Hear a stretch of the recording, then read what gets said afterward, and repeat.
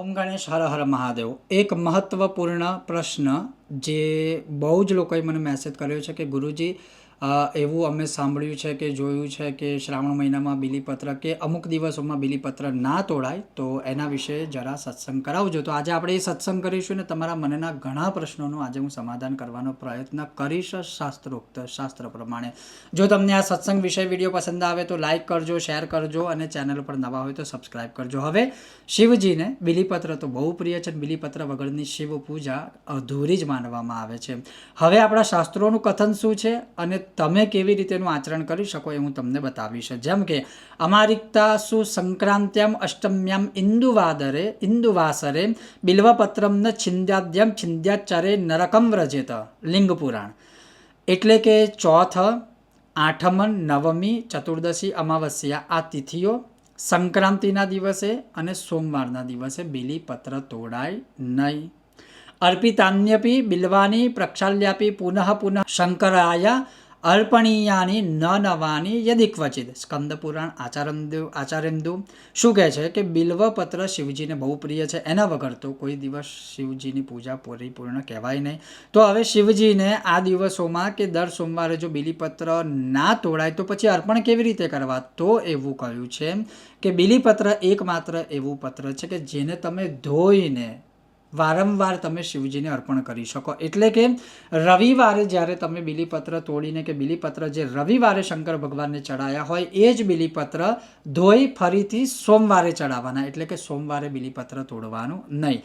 હવે આ તો વાત થઈ વારની, તો પછી તિથિઓ વિશે શું? આઠમ, નોમ, ચૌદસ, અમાસ, પૂનમ કે સંક્રાંતિ આ બધું, તો એના વિશે ધ્યાનથી શ્રવણ કરો. જ્યારે તમે નિત્ય નિયમથી ચાલતા હોય, નિત્ય નિયમ એટલે કે તમે આખો મહિનો તમે આ બીલીપત્ર ચડાવવાના છો, આખો શ્રાવણ મહિનો. તો હવે કેવી રીતે પોસિબલ છે કે તમે આ તિથિઓમાં બીલીપત્ર નહીં તોડો તો બીલીપત્ર ચડાવશો કેવી રીતે? અખંડ વ્રત કેવી રીતે કહેવાશે? તો હવે આ ધ્યાનથી શ્રવણ કરજો કે જ્યારે તમે નિત્ય નિયમ કોઈ પણ લો ને ત્યારે તમને કોઈ પણ તિથિઓનો કે આ તિથિએ ના તોડાય કે આ તિથિએ ના તોડાય એવો કોઈ દોષ ના લાગે, કારણ કે નિત્ય નિયમ છે. કેવી રીતે? એક ઉદાહરણ આપું. જેમ કે શાલિગ્રામ હોય ઘરમાં તો તુલસી કમ્પલસરી ચડાવવા જ પડે. એમાં પછી કોઈ નિયમ ના લાગવું પડે કે તમે આ દિવસે ના તોડો, આ દિવસે તમે ના ચડાવો તો પાપમાં પડો. એ જ રીતે શિવજી માટે શિવલિંગ ઉપર બીલીપત્ર ના ચડાવો તો દોષ લાગે. એટલે જ્યારે તમે અખંડ આજે કોઈનું, જેમ કે અમે 1 લાખ બીલીપત્રના અનુષ્ઠાન કરીએ બધા માટે, તો હવે અમે આ જ નિયમથી અમે ચાલીએ તો કેવી રીતે પહોંચી શકીએ? ના પહોંચી શકાય. 1 લાખ બીલીપત્ર કેવી રીતે ચડાવી શકીએ? ન ચડાવી શકાય.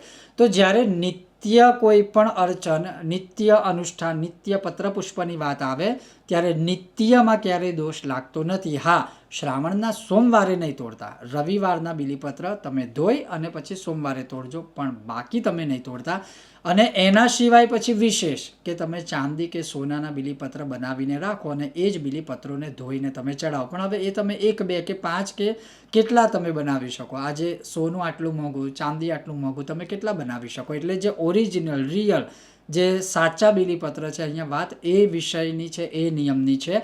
અને બીજું કે બીલીપત્ર, આમ તો શાસ્ત્ર એવું કહે છે કે બીલીપત્ર ખાલી બ્રાહ્મણ જ તોડી શકે અને એ ચૂંટીને પછી ભગવાનને આપણે ચડાવી શકે. પણ દેશકાળ અનુસાર બીજા કોઈ પણ જો બીલીપત્ર તોડે ને તો એટલીસ્ટ તમારે એમને શીખવાડવું કે બીલીપત્ર તોડતા પહેલાં એમને નમસ્કાર કરો, બીલીપત્રની આજ્ઞા લો કે અમે આ રીતે શિવજીને અર્પણ કરવા માટે તમારું આવાહન કરીએ છીએ, તમે અમારી સાથે આવજો, અમે તમને શિવજીને અર્પણ કરીશું. આ રીતે પ્રોપર રિસ્પેક્ટ આપી અને આદર માન સન્માનથી બીલીપત્ર તમે તોડી શકો.